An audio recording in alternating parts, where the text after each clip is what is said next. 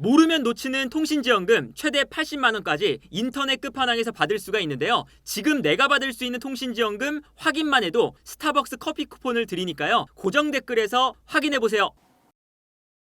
요르단전을 앞두고 홍명보 감독의 인터뷰를 보면 3월 A매치를 잘 마무리하고 싶다. 그리고 오만전보다 모든 면에서 좋아질 것으로 기대한다. 컨디션적으로 많이 나아졌다는 선수들 얘기도 있다. 이렇게 얘기를 했고요. 특히나 알타마리의 봉쇄법은 지난번 요르단과의 맞대결에서는 알타마리가 나오지 않았는데 알타마리의 현재 컨디션이 좋다는 평가를 내부에서 내렸다. 그래서 아시안컵과 그때 만났던 알타마리의 움직임을 분석해서 현재 선수들과 공유한 상태다. 그리고 알타마리에 대한 존재감을 우리도 인지하고 있다. 어떻게 막는지가 중요한 승부처다. 이런 얘기를 했고요. 반대로 이제 공격에 대한 거, 특히나 이강인 선수가 빠졌기 때문에 부상 선수가 나온 포지션, 이강인과 백승호가 빠진 그 위치에 다른 선수가 당연히 나가야 되는데 현재 컨디션적으로 괜찮은 선수들이 있다. 그리고 오만전에 결장했던 황인범에 대한 몸 상태는 생각보다 황인범의 몸 상태가 더 좋다. 지금 페에노르트와 이야기한 것보다 더 좋아진 상태고 황인범의 출전 의지도 강하다. 하지만 어느 시점엔 선수를 보호해야 되는 지금 상황이다. 그래서 황인범 선수가 100%로 풀타임을 뛰진 않겠지만 예상했던 것보다는 컨디션은 좋은 상태다. 그리고 이강인이 빠져 있는데 빌드업에 대한 문제가 생기지 않겠느냐 했을 때 오만전에서 결국에는 상대의 밀집 수비를 깨는데 실패를 했다. 하지만 밀집 수비를 깨는 방법은 있다. 나에겐 존재한다. 다만 시간이 걸린다. 과거 울산에서도 그런 좀 답답한 경기의 형태를 많이 해봤다. 그리고 상대가 5백 서 있는 거 많이 경험해봤다.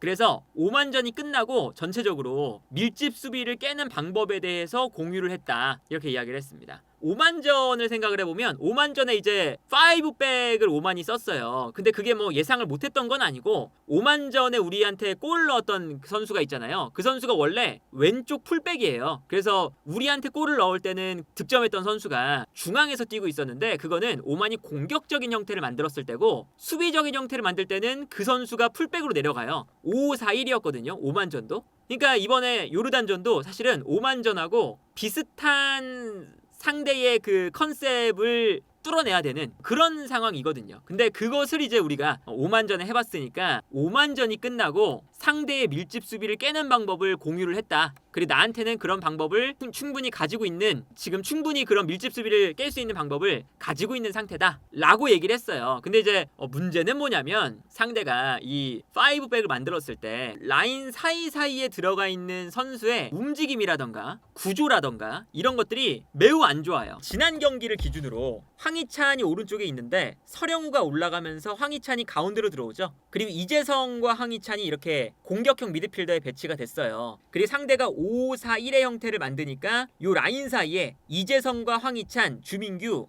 요 선수들이 이제 위치를 하고 있었죠. 여기서 이제 우리가 좁은 공간으로 패스를 공급하는 것도 황인범이 없으니까 부정확하고, 그리고 이제 이 라인 사이에서 볼을 받아서 뭔가 수비를 무너뜨리는 움직임 자체도 부족했었거든요. 그런데 이제 이 자리에 백승호 선수가 나오다가 이강인 선수가 나오니까 그래도 이강인 선수가 패스를 잘 뿌려줬었고, 심지어는 이강인 선수가 직접 볼을 끌고 올라와서 이 라인 사이를 거치지 않고 공격 라인으로 패스를 한 번에 공급을 해주는 이러한 역할을 했었어요. 이 역할을 이제 백승호 선수와 이강인 선수가 모두 부상으로 빠져 있으니까 돌아온 황인범 선수에게 좀 의존을 해야 되는 그런 상태로 일단은 보인다. 다만 여기서 우리가 그 U자 빌드업이라고 늘 말을 하잖아요. 그 U자 빌드업이 되어가는 이유 중에 하나가 요 라인 사이에서 볼을 우리가 잘 못 받아요. 근데 이제 못 받을 때 우리가 선수들의 뭔가 플레이를 많이 비판을 하잖아요. 볼을 받을 때에 왜 이렇게 터치가 튀냐, 볼을 받았을 때 미스가 많냐, 왜 수비에게 둘러싸이냐, 이렇게 하는데 사실 이 나가는 그 우리 선수들이 이제 마인츠의 이재성, 그리고 토트넘의 손흥민, 황희찬 이런 선수들이잖아요. 근데 이런 선수들이 라인 사이에서 뭐 볼을 잡아서 뭐 몸을 어떻게 돌려야 된다,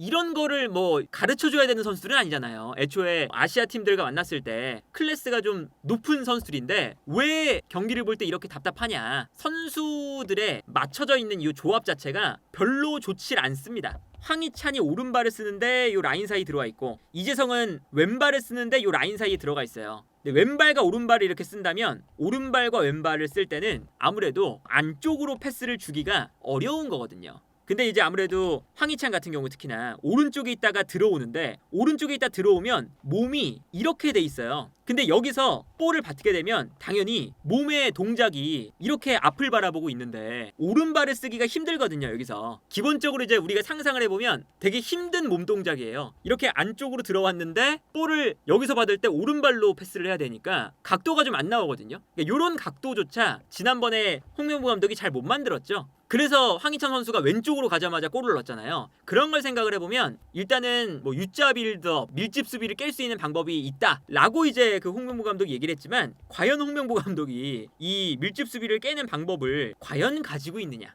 이 장면 보면 이번에는 황희찬 선수가 넓게 있고 백승호 선수가 올라가 있는 장면이에요. 백승호 선수도 이 라인 사이에서 오른발을 쓰다 보니까 볼을 받을 때 안쪽으로 볼을 주기가 힘들어요. 왼발로 오른발을 쓰다 보니까. 그래서 볼을 받을 때 어려움이 좀 생깁니다. 그러니까 이 라인 사이로 볼 투입을 했을 때 창의적인 플레이, 빠른 볼 처리가 좀 안 되는 면이 있죠. 황희찬 선수가 들어갔을 때도 마찬가지인데 황희찬 선수가 이렇게 들어가잖아요. 서령우 선수가 올라오고 근데 들어갔을 때 볼을 받아요. 뒤에서 넘어오는 걸 받았어요. 근데 오른발로 이렇게 주는 게 우리가 상상을 해봤을 때 굉장히 어려운 동작입니다. 오른쪽에서 왼쪽으로 들어가면 디딤발을 오른발로 딛기 때문에 볼을 받을 때 왼발로 줘야 돼요. 여기서 황희찬 선수가 바로 패스를 주는 게 아니라 오른발로 볼을 컨트롤해요. 힘이 안 들어가니까 컨트롤을 하는 순간적으로 늦어지면서 상대에게 둘러싸이고 여기서 볼을 빼앗기는 장면이었죠. 물론 이제 뭐 황희찬 선수의 컨디션이 안 좋다 이런 얘기도 있었는데 당연히 컨디션이 뭐 그렇게 좋아 보이진 않았어요. 하지만 이런 것들도 홍명보 감독이 이 전술적으로도 선수 배치 자체가 좀 부족하다. 그리고 이렇게 이 라인 사이에서 패스가 안 들어오니까 어떤 이제 모습이 나오냐면 이재성이나 황희찬 이런 선수들이 바깥으로 나와요. 손흥민도 마찬가지고. 그러다 보니까 이 라인 사이에서 볼을 받기가 힘들어서 나와버리니까 우리가 이 라인 사이에서의 그런 창의성을 발휘를 못하는 거죠. 이 라인 사이에서의 창의성이 발휘되는 게 중요한 건 아무래도 여기서 볼을 받느냐, 그러니까 수비 라인 두 줄 앞에서 볼을 받느냐, 한 줄 앞에서 볼을 받느냐, 이게 참 중요하잖아요. 수비 라인 사이에서 볼을 받으면 수비 라인 하나만 벗겨내면 결정적인 찬스, 그리고 공격수와 거리가 가깝다 보니까 공격수에게 좋은 패스를 찔러줄 수 있는 이런 것들이 나오는 거거든요. 근데 이제 우리가 경기를 보면 순간순간 공격을 해야 되는 상황, 패스를 찔러줘야 되는 상황에 하프 스페이스에 선수가 없는 경우가 종종 나옵니다.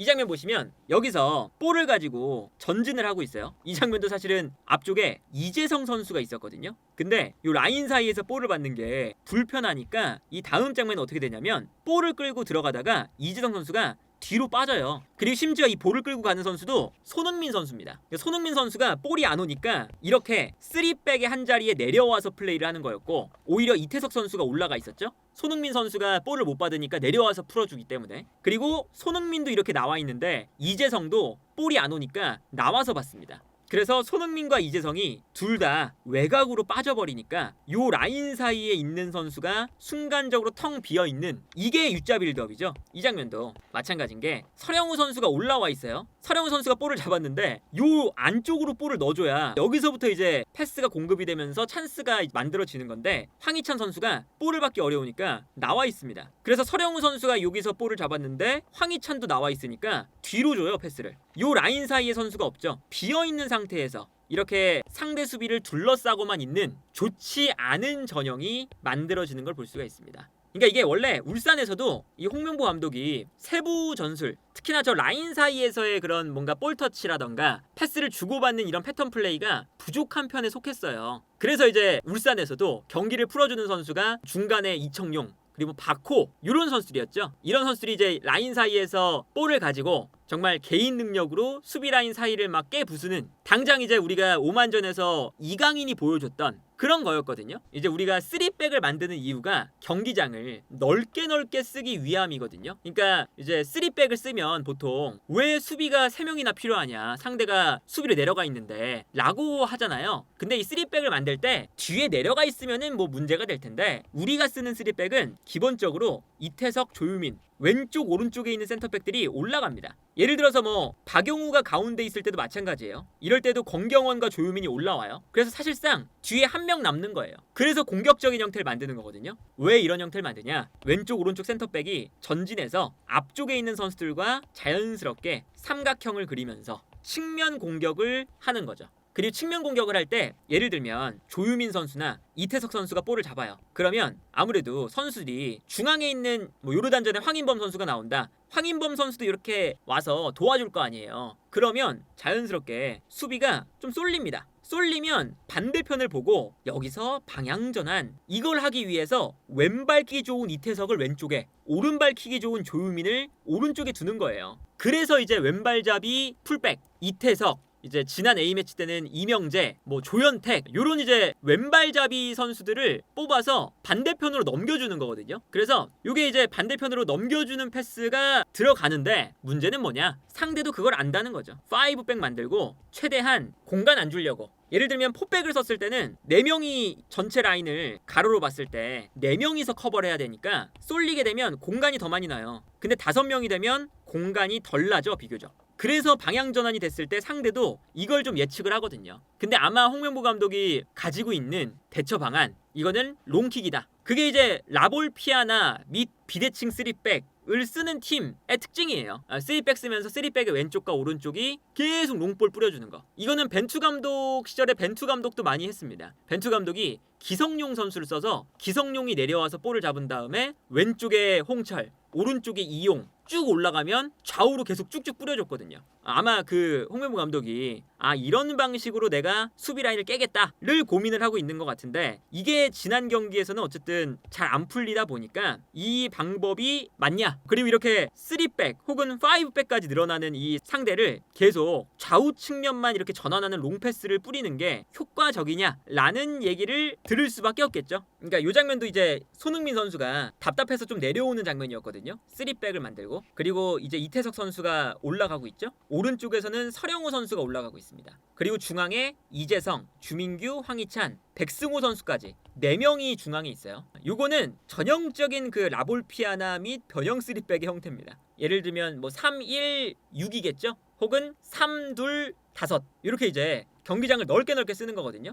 여기서 이제 왼쪽에 손흥민 선수가 볼을 잡아요. 그래서 손흥민 선수가 볼을 잡아서 반대편을 바라보고 순간적으로 수비가 여기에 쏠리니까 달려나가는 서령우에게 롱패스 요거를 노리는 건데 상대 수비도 5명이 있다 보니까 요 공간을 비교적 커버가 된다는 거죠. 이것만 해서는 뭔가 수비를 무너뜨리는 데는 부족함이 있다. 그리고 이러다가 이제 홍명보 감독의 이제 특징이 지난 오만전처럼 마지막에 오세훈, 오현규 투톱 두고 뻥 차는 거거든요. 그리고 좌우 측면에 3백 쓰면서 좌우 측면 넓게 쓰고 측면에서 돌파 크로스. 홍명보 감독이 부임한 이후에 문선민 선수가 교체로 들어와서 승리한 경기가 있죠. 비기고 있다가 그 경기도 사실은 마찬가지였어요. 어쨌든 우리가 이기긴 했지만 그때도 홍명보 감독의 그 전술이 측면에 빠른 선수 그냥 투입 마지막에 그 다음에 측면 돌파 크로스 이런 형태예요. 그러다 보니까 뭐 우리가 이제 요르단전에도 5백을 깨야 되는데 엄청난 패턴을 기대할 수 있을까라는 걱정은 된다.